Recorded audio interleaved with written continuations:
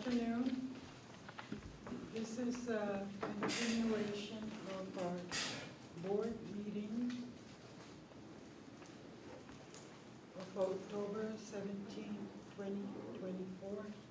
Today's date is October 28, 2024. This meeting is now called to order. Under old business, shall we start where we left off? Sure. Madam Chair, we can just take attendance.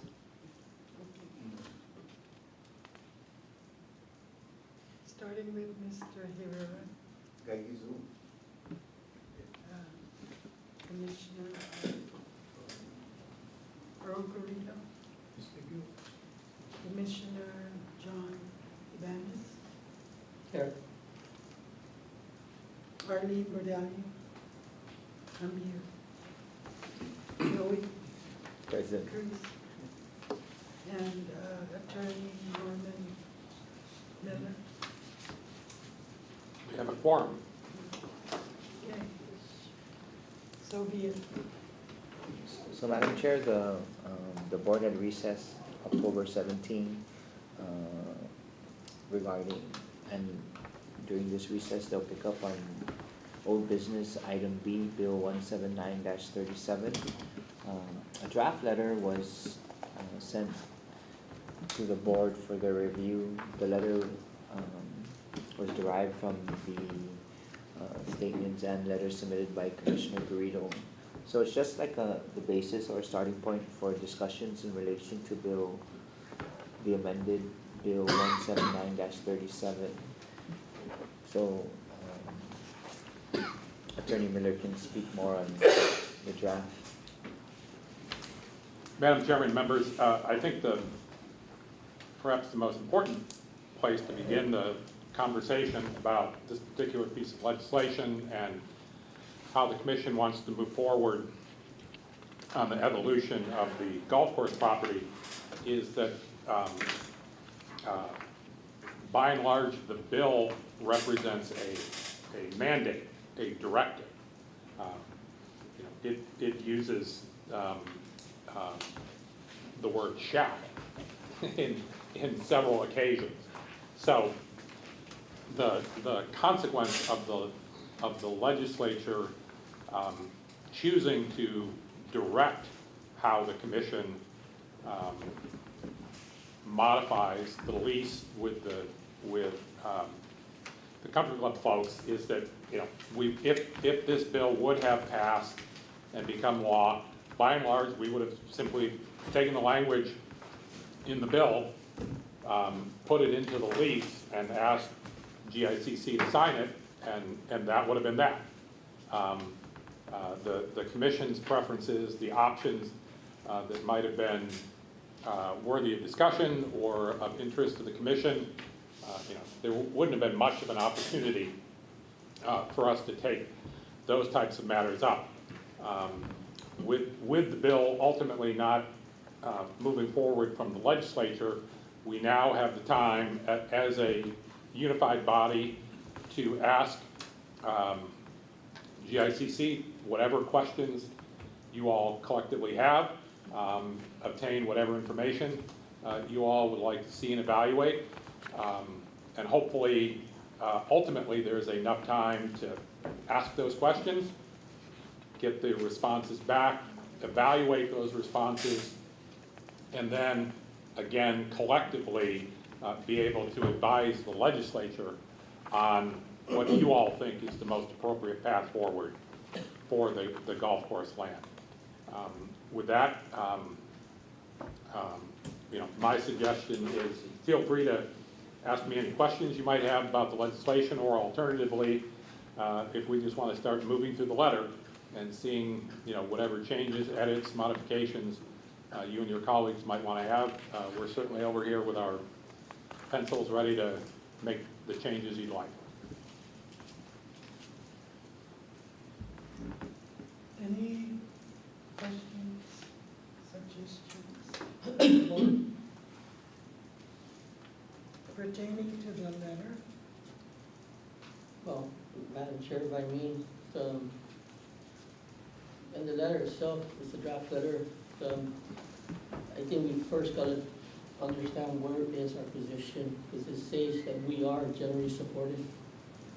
Now, when you look at that word, it's saying that we basically agreed that we confirmed that we're going to allow you to use the property to change it from a golf course, which is a recreational benefit based on our current rules and regs, to a commercial solar farm. And I think before we even proceeded to looking at the draft, is discussing exactly where do we as a body, and if we're all in agreement, of where do we stand with this bill. If I may, I can proceed forward in digesting the bill itself. And before I begin, I would like to first get an understanding of which is the correct bill we're looking at. Because you have two bills, two in front of us, one signed, one not signed. So, I believe under the bill number it says as substituted on the floor. okay, so the one that says as substituted for is what we are working out, is what's being proposed to look at. The version noted as being substituted on the floor is the last draft the legislature was considering before they set this bill aside and moved on to other topics. So if you want to pick up where the legislature left off, that's where, as substituted on the floor, is the way to do that. Okay. So then that basically brings back to the initial question that we had at the very beginning was, if we're going with the as substitute on the floor, then the question then becomes, did we approve this resolution? And if we didn't approve the resolution, and we didn't take it back, then the bill basically incorporates our intent of the clubhouse. So that's where I'm trying to, I would like to get clarification, because my understanding that this resolution is null and void. That resolution was withdrawn or rescinded due to the technical error that initially had occurred. The reference of the bill when that resolution was passed was incorrect, so it was withdrawn or rescinded. Then subsequent, the board came back, met, and then corrected the bill. And that's what had occurred. There was no other letter that had resubmitted that bill, although they were informed that the board had corrected the technical error.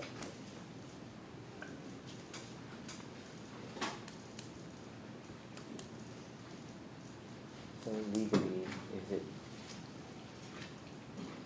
I mean, we can discuss it because, I mean, basically, when we look at it, our core mandate is different from what the legislature is actually looking at doing. I'll give my insights into the proposal. Again, we don't want to show that we're in a bias or we don't have any conflict of interest into saying that we want a clubhouse. Because you're really not in the form of, we want to say neutral, in my opinion.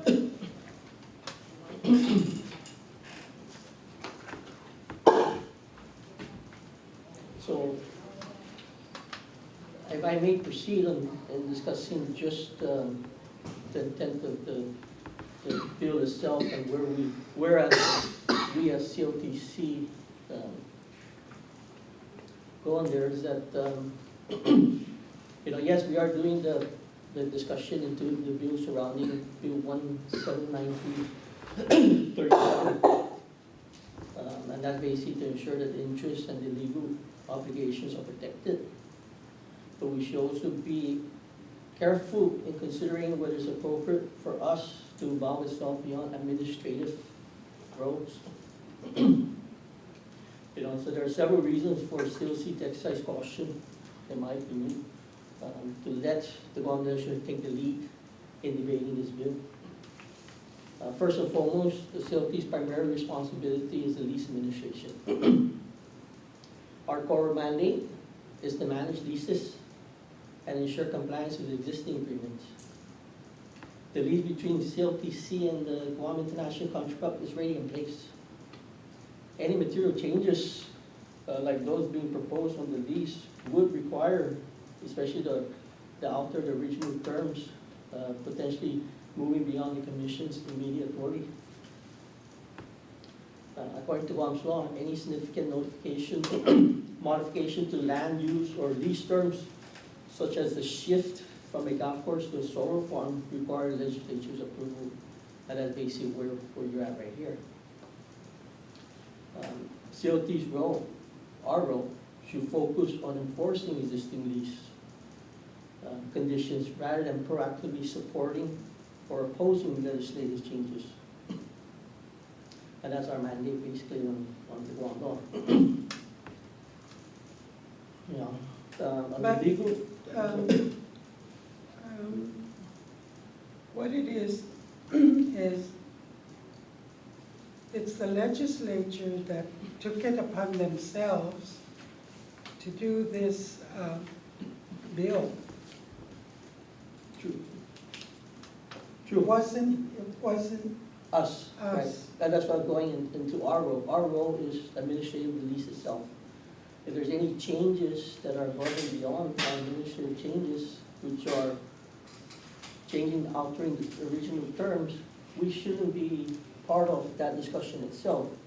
We as a board should be on a neutral basis, and so that we can basically ensure that we don't say so into how, you know, they want to change it. That's up to them. Our goal is to ensure that our existing leases are confirming, are being paid on time. There's no concerns or issues regarding delinquent non-payment, any approachment issues, all of that. That's our administrative role itself. Well, this is what this letter draft is based on, wanting to know the company that we're dealing with. True, but when you really look at the letter, it's saying that we are generally supportive of the concept. Well, this is where you can say, Yeah. aye.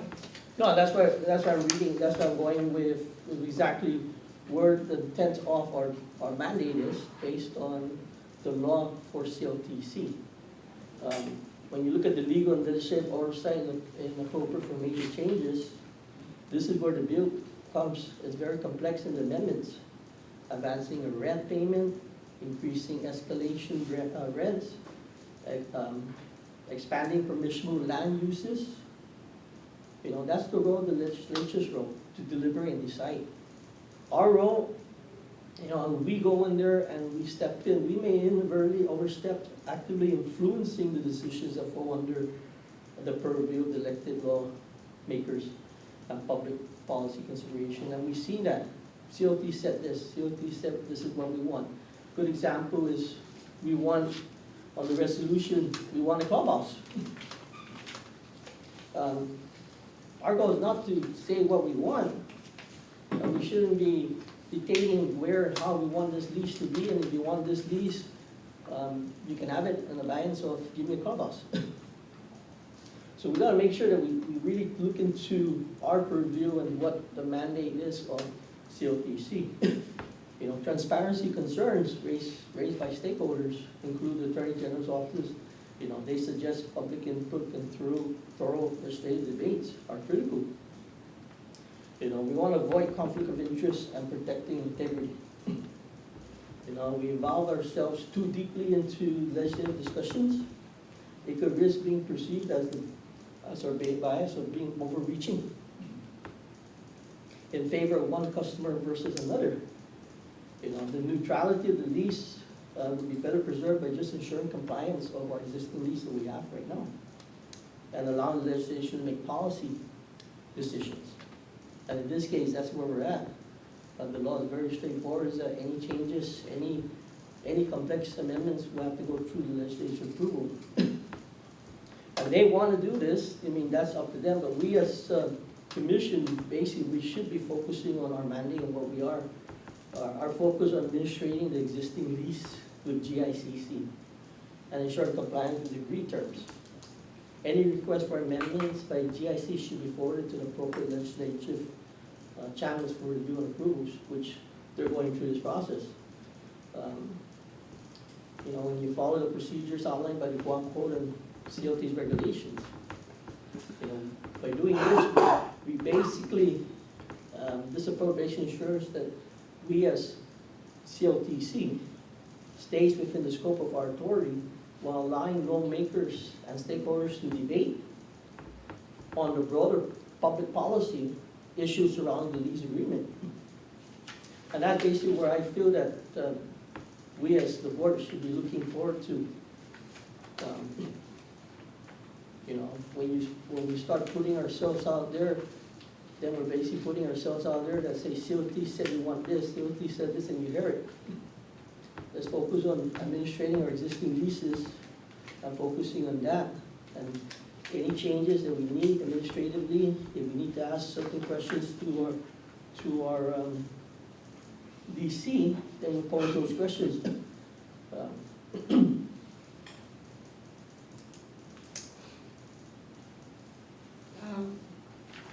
Attorney Miller? Madam Chairman, members, it is for you all, as a matter of policy, to decide, you know, in general, what is your policy on commenting on proposed legislation. If a majority of you want to offer no comments on legislation, that's certainly one policy. If a majority of you, on the other hand, wish to you know, actively engage with the legislature to try and achieve, you know, objectives that a majority of you agree upon, it's whatever policy a majority of you wish to adopt is for you to choose.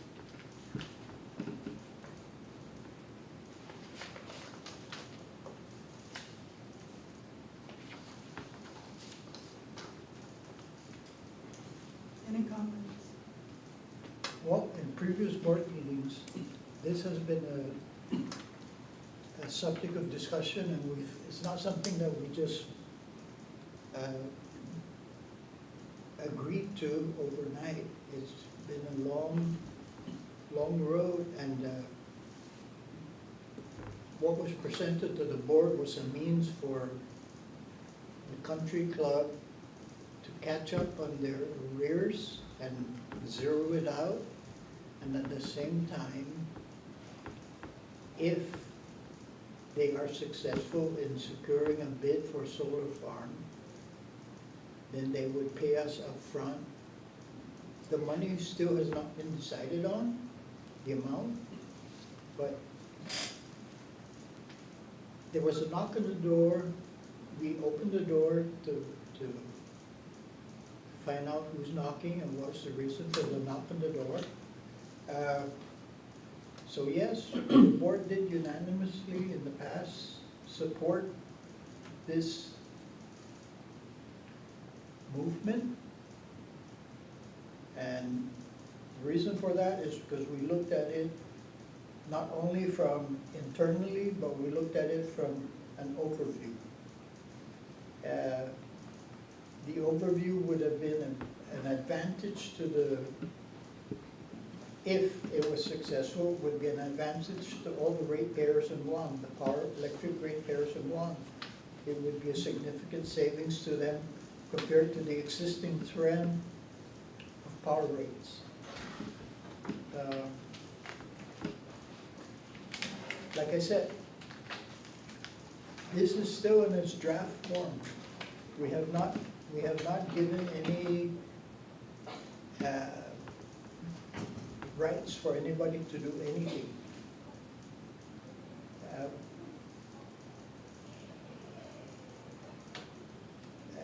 Call it a work in progress, okay? That's why we collectively get together, including the GICC people, and we try and hash things out.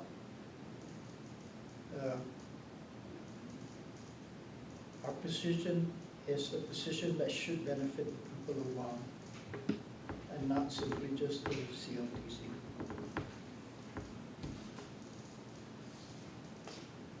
There's a lot that needs to be, like I presented in my last outline, that needs to be done, and a lot of it has already been done. There's been community outreach.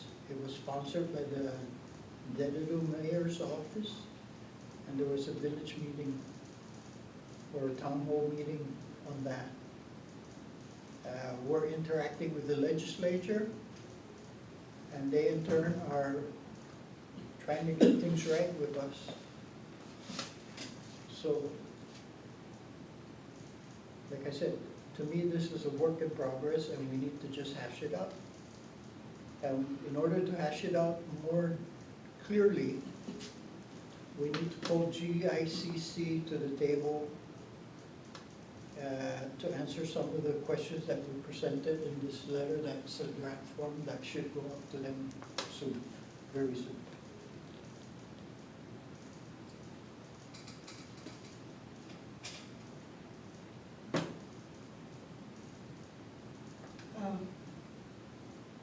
Commissioner Herrera? You have any comments? Yes, thank you, Madam Chair. Well, listening to Commissioner Ibanez and Commissioner Garrido's point, I fully understand Commissioner Ibanez's point of view that this contract is basically the GICC already have, I guess it's a 25-year contract, and they have 15 more years. Right, would that be fair to say? And of course, during the contract in the last 3 to 4 years, they ran into some challenges, and that was with the COVID. So when the COVID came in, apparently their cash flow went down. But like Commissioner Ibanez was saying, our role as commissioners is to administer the contract or the lease. And when I got on board in 2022, I understand that the GICC was in arrears by about $900,000. And of course, Commissioner Ibanez does have a point that the contract or the lease payment was behind by, I believe, 2 years, with $900,000 is about. 2.5. About 2.5. And yes, that's to have a 2.5 years in arrears. Generally, the commercial bank on a regular mortgage will give us about 90 days to say you have 90 days to pay off, but also taking into consideration the American Rescue Plan, that this GICC was not covered in the American Rescue Plan because they are a foreign corporation. That's number one. But however, that doesn't neglect the fact that they were in arrears for 2 years. So then, during one of the meetings that we had when GICC came in front of us, which is Mr. Yoge and Mr. Jerry Tang, they humbly requested that we take their arrears into consideration, and then Commissioner Garrido kind of introduced a probationary period at that time. So the probationary period was to kind of start doing a drawdown on the payment, but the fact still remains that they were in arrears for $900,000. And evidently we agreed as a board to say, okay, we'll give you a grace period, a probationary period, and correct me if I'm wrong, Commissioner Garrido, that if this group GICC can come back with an innovative alternative operation to improve their operation at the golf course, then we were open to review. So they came back, and their review or their proposal was to modify the lease from a golf course to solar farm. And you're right, to the point where Commissioner Ibanez was saying the primary function or contract was to operate a golf course. Now, severing the golf course operation and merging into a new operation, which is a solar farm. In my thought also, that's a shift. And if the golf course charge per month was $25,000 because it's a community benefit golf course, but then we're converting it. This is an alteration and modification on the original contract that we want to alter and modify the golf course into a solar farm, which is a commercial operation. So, of course, we have to come and understand, is the rate for a municipal golf course at $25,000 a month still applicable when the operation is now going to be a solar farm operation? And I guess that's what Commissioner Evans is saying, that we're switching. Yeah, so you're looking at two different, Yeah. it's not apples and apples, it's apples and oranges. Yeah. In essence, our focus is on that lease itself. And when you start modifying the lease and you want to change from what your original intent is, you're now moving to, well, how are you first operating on this existing lease before we move into this new lease? Because how can we move and be sure that you can actually do this when there are still a lot of unanswered questions that we cannot answer? And that's why I said leave it to the legislative policy, because there are policymakers. Our focus really would be looking at the lease, we granted this lease for X amount, terms, your payment amount, we did a loan modification, a loan agreement, how are they paying, were they delinquent, all of that is within our purview. And that's why, my focus is, where do we stand? Are we focusing on the lease itself? Because there's two parts. There's two separate things that we gotta look at.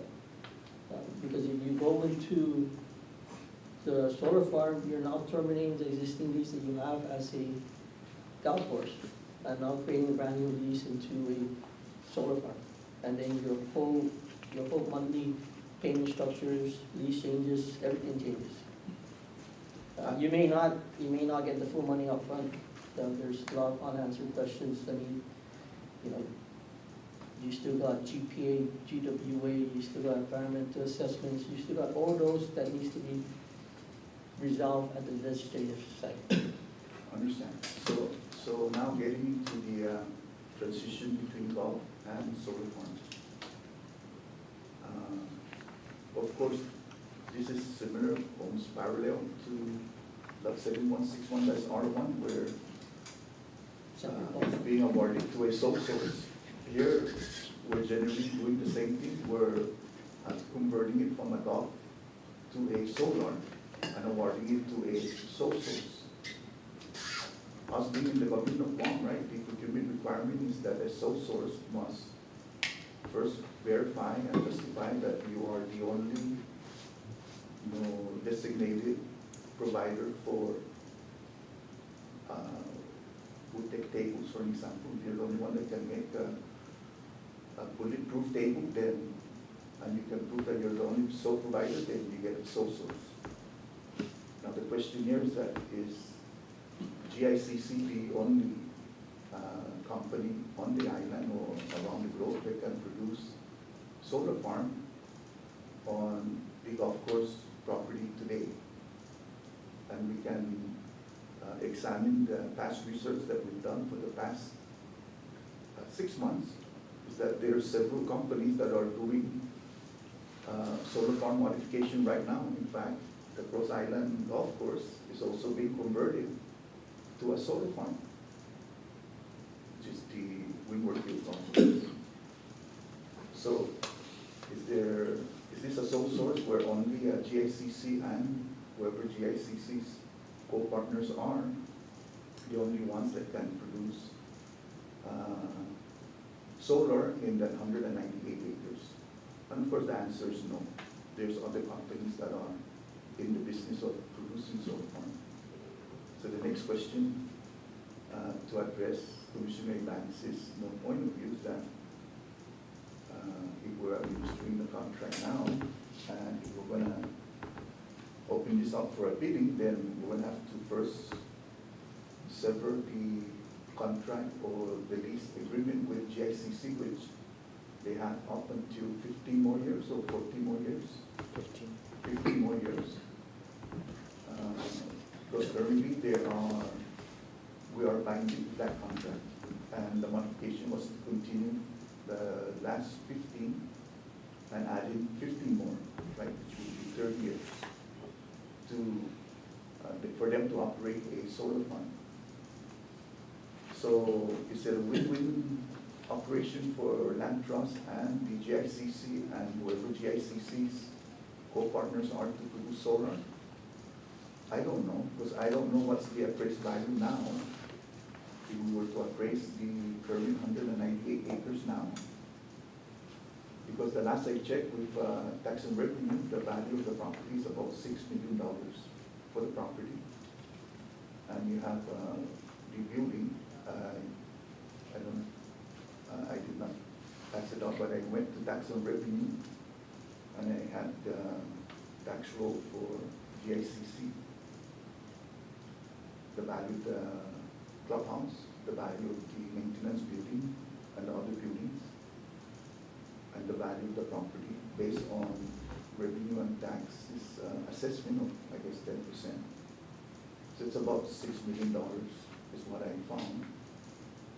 But if we're seeing it at $25,000, because it's a municipal public benefit golf course, and then we're going to convert it to a commercial, then that's where the transition of the alteration and modification of the existing lease now changes. So I know that the GICC representative came in good faith.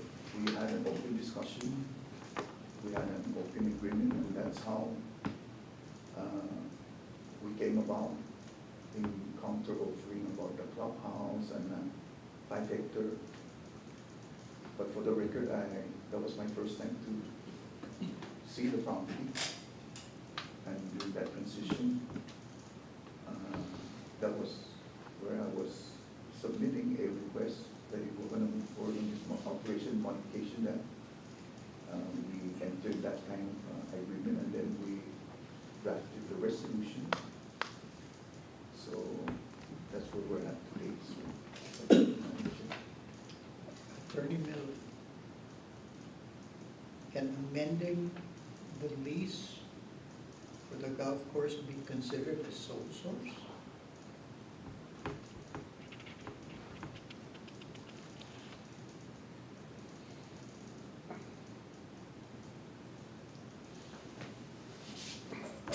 Because it's iffy, because if we're not going to award a bid, the people that will award the bid is going to be GPA.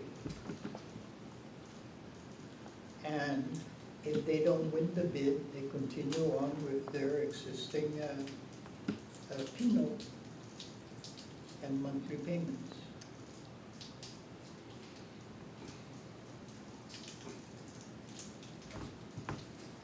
I don't, Madam Chairman, members, I don't have a clear answer to that question, because if we were all private entities, if CHamoru Land Trust were a private property owner and GICC were your private sector tenant, and you had a lease between two private parties, they can, and the lease was, I'll lease you all this land, and you grow crops on my land, but then you come back to me and say, I don't like growing crops anymore. I'd like to build houses and rent houses out on this land. If we were two private entities, we can do whatever we want to within the bounds of the law. What makes this situation different, and the reason this situation is less clear, is the law gives you all some fairly clear direction as to how you should proceed with regard to any commercial lease. And that generally speaking, you should, those commercial leases should be bid out. You should have appraisals in hand before you bid them out. And when you, you know, it's a very close question in my mind. When you make a change as dramatic as going from a golf course to a power plant, is that change so dramatic, so large, that the original purpose of the lease, especially given that everybody understands that the golf course is paying a little below market value because they're running a property that benefits the entire facility, access to junior golfers, all that kind of good stuff. That was the original deal. Now it's a straight up, you know, essentially a power plant. We're all here to make as much money as we possibly can make.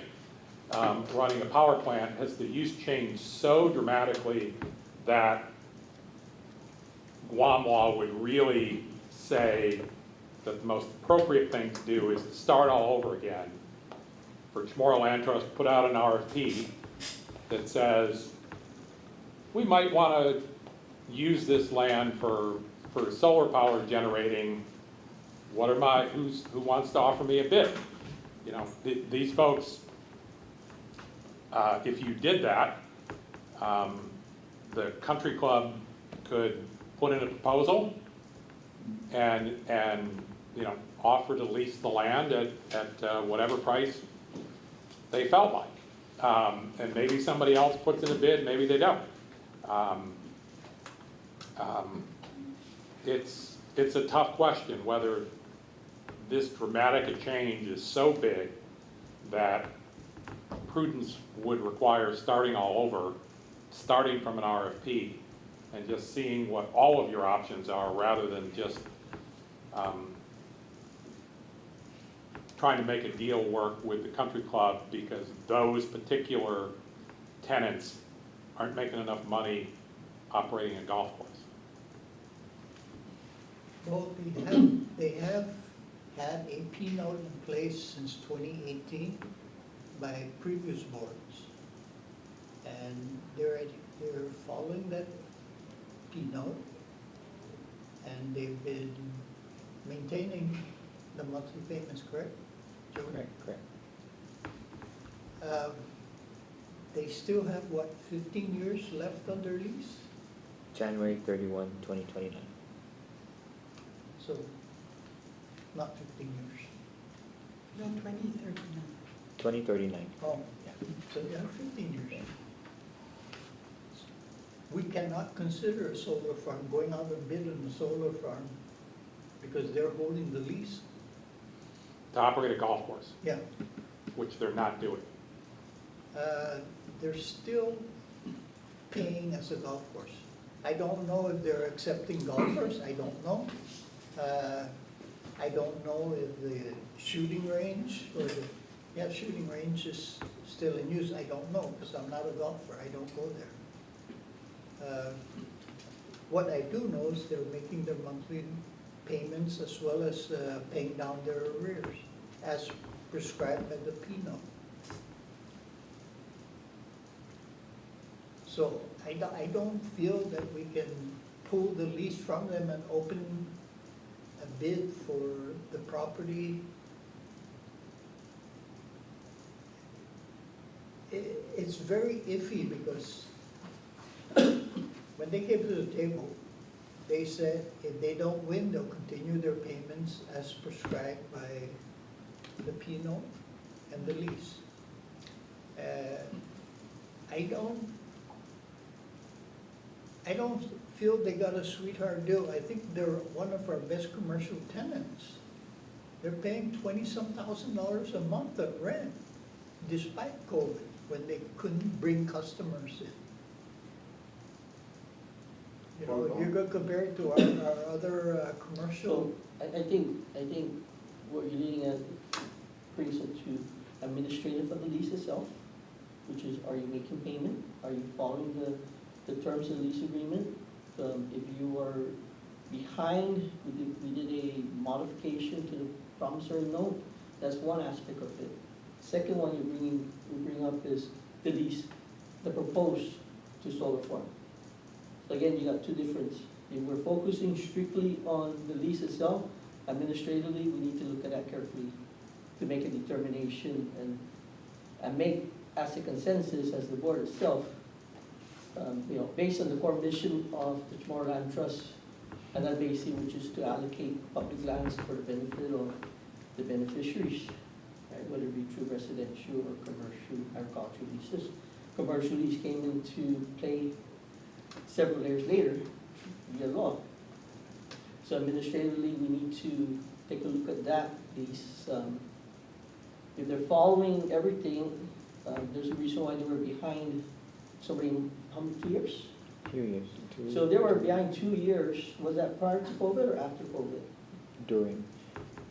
So, Because, that then digs into more questions of the ability to repay, because they're banking on the separate proposal, which is start me to a solar farm, I'll pay you back all your money, which is where's your money gonna come from, right?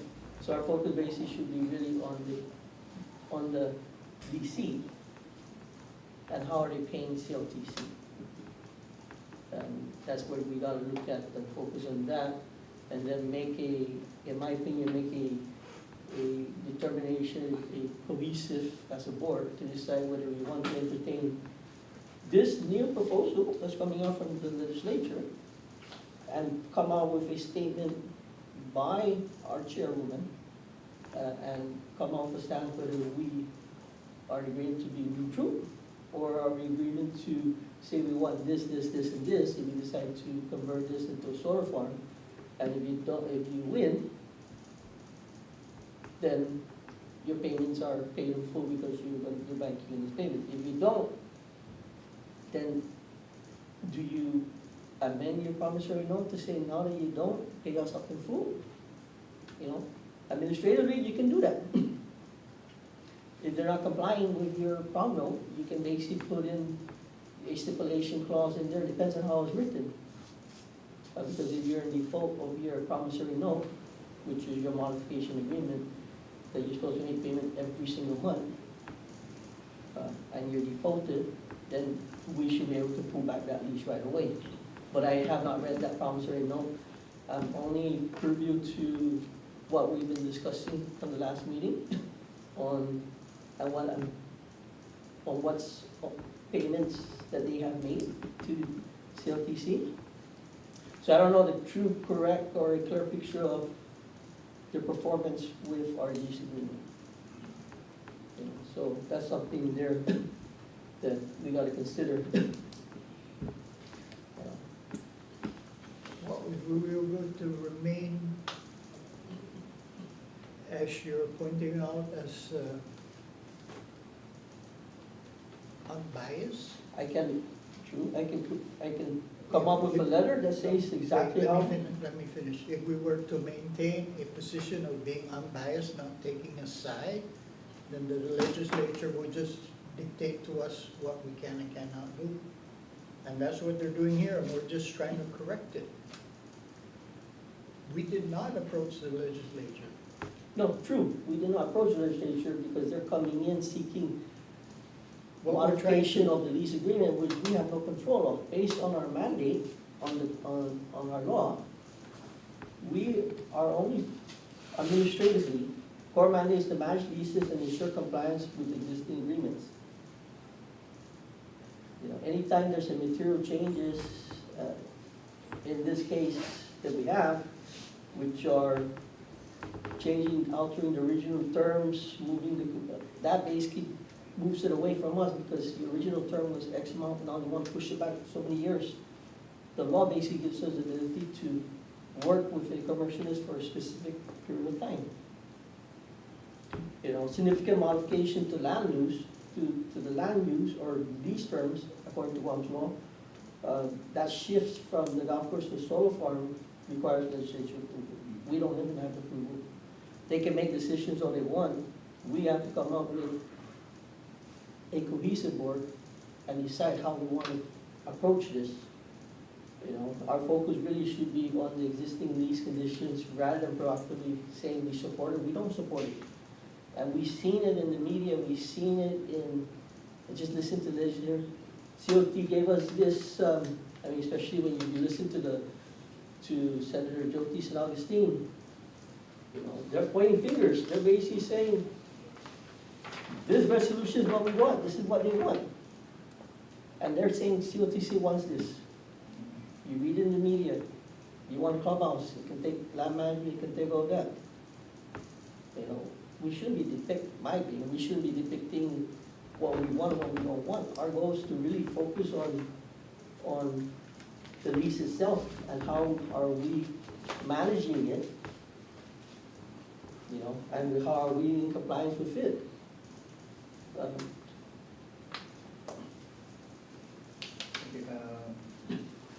Go ahead. Madam Chair, I want to echo what Commissioner Ibanez was saying about the promissory note or these other documents that we have not seen. So may I make a motion that we table this, get all the documents, you know, the promissory note or whatever documentation that created the golf course from back in '98, you know, like the committee report, and then how do we come up with the municipal charges at this low rate on this property.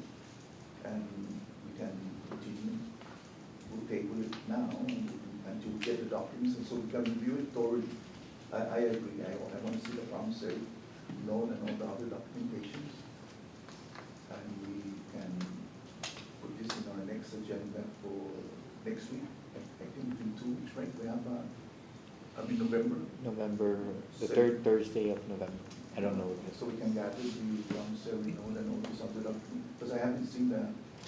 I think the November 3rd, we're focusing on the motorsports. On November 21st, we have some table items. You're correct. Motorsports 7161-R1.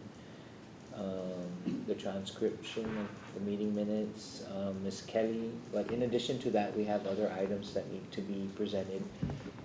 For example, like our plan, our project plan for the what is it, site inspections in relation to 131-37, which is to remove the clouds from existing leases. So we're gonna be presenting our plan, our project plan for that to get the board to approve. We've already started the process and putting together the necessary documents to ensure that we have a quality control and another quality control in place to ensure we comply with the law. We will be requesting to meet with Attorney Miller regarding the 131-37 because there's a lot of ifs or ands, and we just have to make sure that everything's above board and we do it correctly. So we have other items on the 21st that we will be presenting to be discussed, but there's no problem with us gathering the data that's needed from the onset of the creation of the GICC forward. I believe we started making a timetable, if I'm not mistaken. So with what you were mentioning about other agenda items, now with the two items that just received, the two bills that just recently passed into law, are those going to be, you're looking at discussing that in our next agenda, next week? Yes, so Because the reason I'm asking is because those are another in-depth review itself, and our main focus right now is these two bills, which is this bill, 17937, and then the Guam Motorsports, which we are mandated, and that's a different story because the law tells us we have to negotiate a lease by December. So we need to really act on that and focus on that and making sure that our notices to whoever is the chair, Mr. Adak, that he's getting a notice from us saying that, you know, we met, we sat down, we discussed that, because it shows we're negotiating. You know, you see in the media, but we really need to try to come up with a negotiation between the two parties. So we're adding all that in. We're now chipping away from our time and making your meetings much longer than what we should be. So can we take those two new agendas, which is the two bills that were supposedly, that were passed by the governor? It was the clouds, and then any leases before 1995, and push that to sometime in December, or because we still have November's meeting to talk about the one more sports, and then if we do table this or recess this agenda, we've got another meeting to discuss that. I'm just trying to put us in a appropriate time frame instead of us going through a much longer time, and then we don't have enough time to digest the information that we have ready available to us, because the one that was passed is, like I said, there's a lot of questions there that we have to create, ensure that we comply with what the law says, any clouds, the what ifs, the templates, the process, the quality control. If possible, I mean, that is possible. It's also possible and for you guys to consider that even if we put it on the agenda, it can be, the meeting can be tabled just like, or recess like how we did it this one, and we can discuss it the subsequent week. Our intention for the bill or Public Law 131-37 is we're creating a process already. And what we wanted to do was present it to the board so the board could consider approving our process.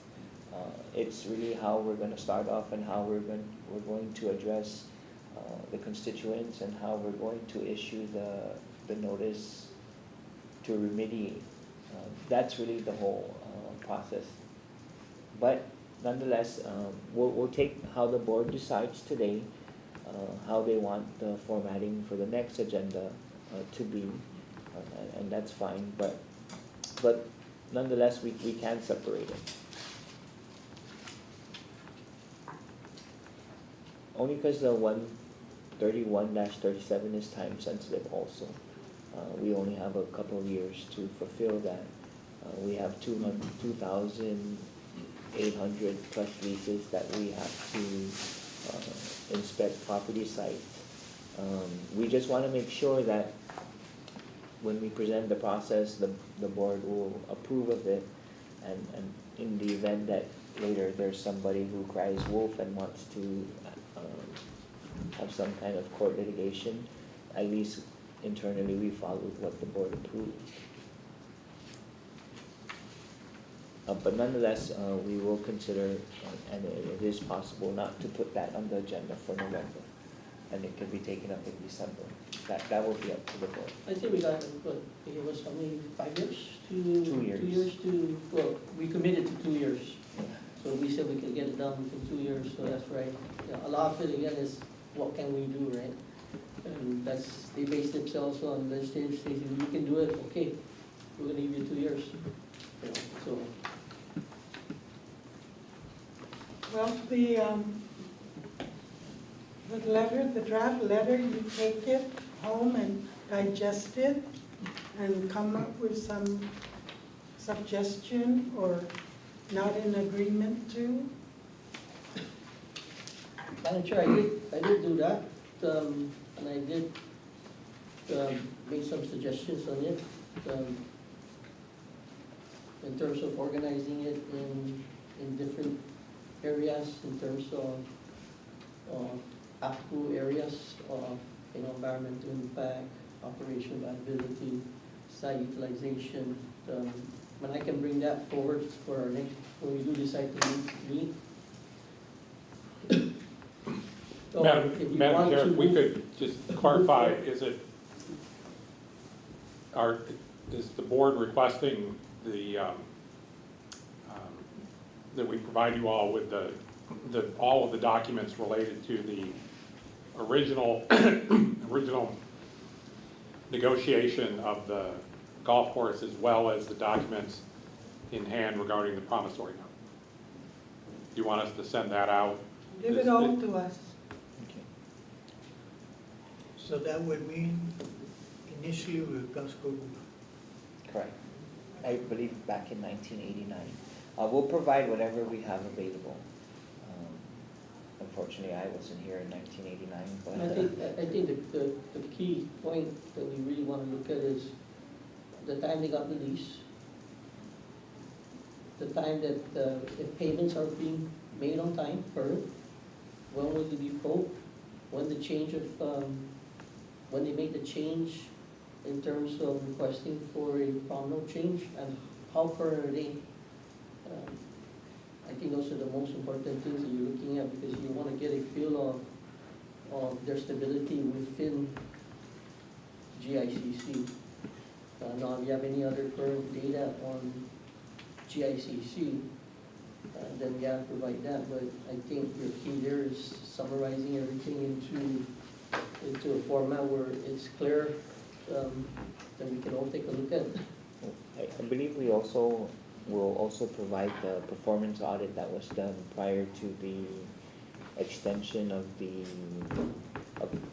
approval of the current lease. So there was a performance audit done.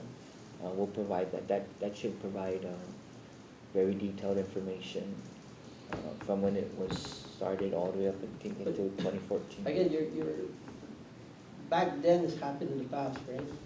So all of that has been addressed to this problem note that has changed. Because your performance evaluation could have said that they're not performing based on financial stability. It could say that there could mean a lot of things. Now, we don't know whether all of that were addressed, I don't know. But when you look at moving forward, they came in for a reason. They weren't making payments. We said, okay, we're gonna modify their agreements. So even you had the performance evaluation, what effect would that have on this most recent change in their terms and conditions with the promissory note on their lease? None of that's gonna have any effect, because you're now focused in subsequent events. And that subsequent event says, here's your letter, your problem note that says you gotta agree to this, and this. I think that's where we're after. Attorney Miller, maybe if you have any insights or your thoughts, because I'm only focusing on moving forward, present time, because anything in the past would have an effect on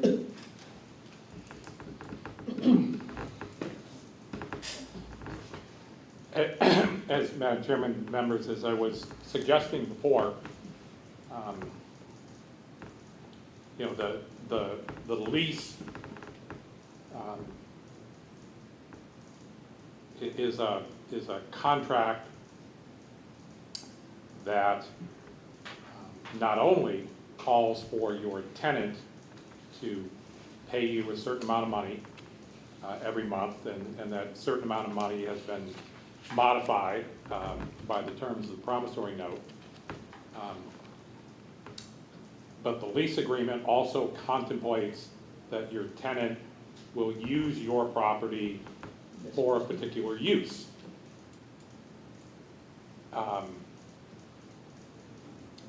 In this case, a golf course. Moving from a golf course to a solar generating facility, that's one kind of change in use. Another change in use is moving from a golf course to doing nothing. And yeah, again, this is entirely up to you, what kind of relationship you'd like to have with your tenants. If it's okay with you that if any of your tenants don't really want to, you know, they just want to do nothing with your property, but as long as their check is coming in every month, you're okay with that, that's fine. That is a one kind of landlord-tenant relationship you can have, or you can decide, no, it's part of our mission that we wanted a recreational use available on Guam, and even though you're making your payments, you're not fulfilling your contractual obligation to provide a recreational facility on Guam, and so we need you to not only write the check every month, but we need to know when you're going to start fulfilling your contractual duty to provide a recreational facility. Again, these are all choices for you all to make as to, you know, exactly, and it's not, you know, it's not unique to the golf course. How you know, what kind of a relationship do you want to have with your tenants?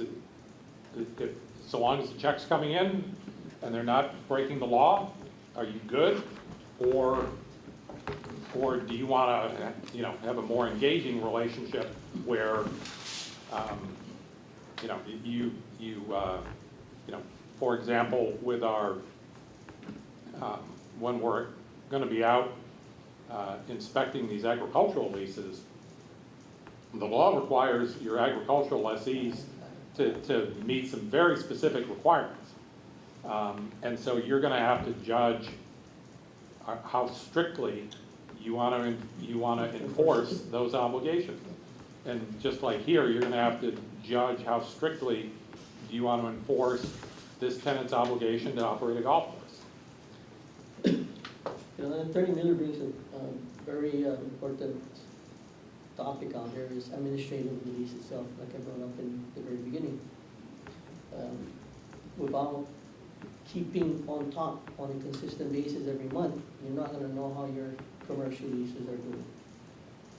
So that's also something to incorporate, think about in the near future of monthly reporting for commercial leases. How often are you looking at your leases? Are they following the terms and conditions of that lease? You know, are the inspections being done? All of that is all administrative work, which is within the purview of CLTC.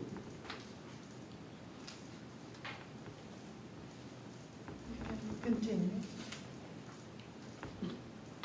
That's it for me, Madam Chairman. You know, if the pleasure of the commission at this moment in time is to simply table this particular agenda item, and then we can adjourn the meeting we started last week, and we'll take this up on the next commission meeting, if that's the preference of the body. That's fine. Or if we want to keep talking about how we administer the golf course and what kind of comments, if any, you'd like to offer to the legislature, we can continue. Well, take a motion to adjourn.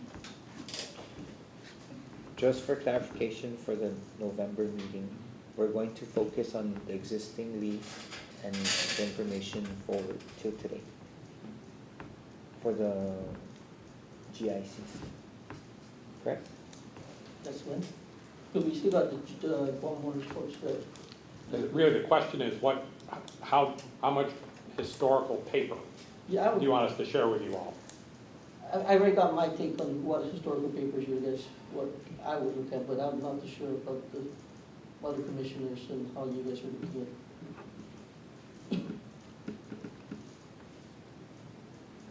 From the promissory note. Forward. Okay. So that would be and it was decided at the board meeting forward, I think in 2023, January. Okay. Who provide that? No, the P note was 2018. The last P note the last payment arrangement that was decided was when, February. I think February 2023, because the P note, they only gave them for a period of 3 years, so by 2026 it should be paid off. That was the last P note. That was because at that board meeting we presented 3 items: either terminate and put it out for competitive bid, offer them a payment plan, or to turn it into a residential subdivision. So the board at that time allowed them to a payment plan and to pay in full up to 2026. That I remember, but we'll provide the minutes to that board meeting and the decision, and then forward. That would include all the inspections we've done thus far, and whatever else we've done, whatever letters we've issued to them, so you guys have the ability to determine their performance insofar as their compliance with their lease terms and payments. So we'll also provide an account statement of their accounts receivable, so you guys will see. But just know that in February 2024 of this year, Their rent escalated, so it's like a little over $26,000 now that's being assessed for their monthly payments. I just wanted to clarify so that the next board meeting is complete. Okay.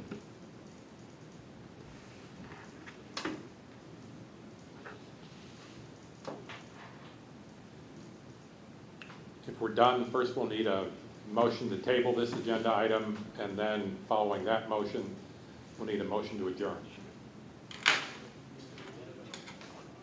Madam Chair, I'd like to make a motion to table old business item 5B, Bill 179/37 until the next November meeting, The next regular, next regular meeting. yeah.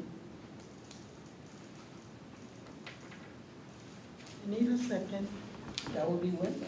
That will be, The third week of November, is it 17th? the 14th?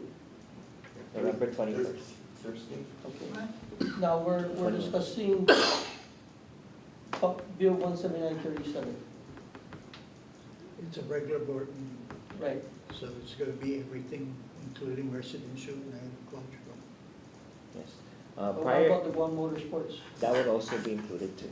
Okay, because, And we'll provide the. We do one at a time, please. uh, There's, 179. you got, there's a motion right now. There's a motion to table this agenda, golf course, and we need a second to that motion.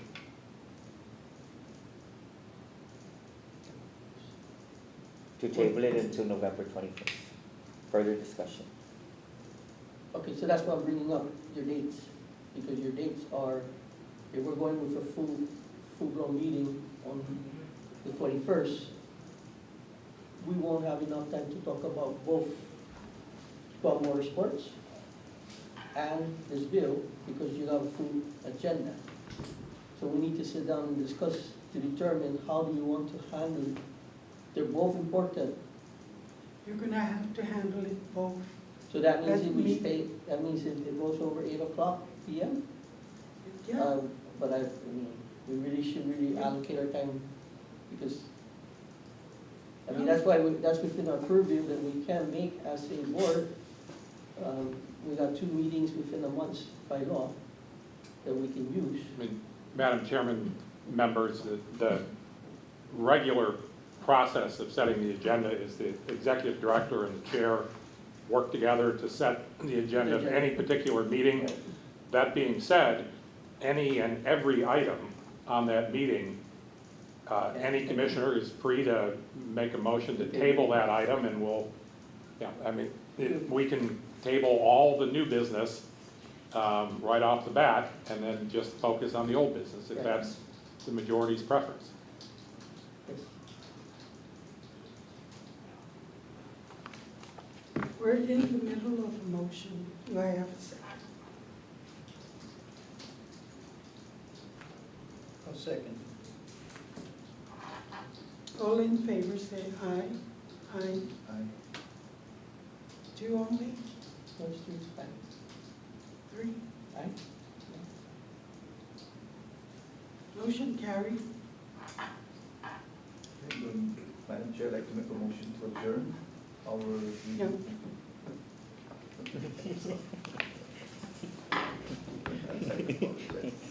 We didn't buy the capital. This has to do with Mr. Ibanez. Oh, okay. The other The other motion. on the raceway. Okay.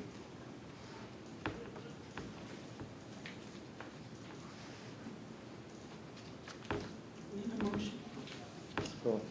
to put that on the agenda for next month. It is, It will be, it's already been, the previous it's on the meeting, agenda. yeah. You guys already decided to table it until the 21st. Okay, now I need a motion to end the Okay. Madam Chair, I'd like to make a motion to adjourn our meeting today until the next regular meeting on November 2024. 21. November 21, 2024, Yes. at 1 p.m.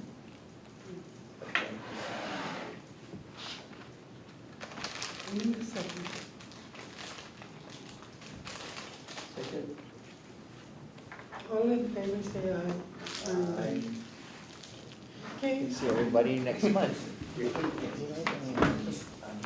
Time? The time, the time, 2:12. 2:12.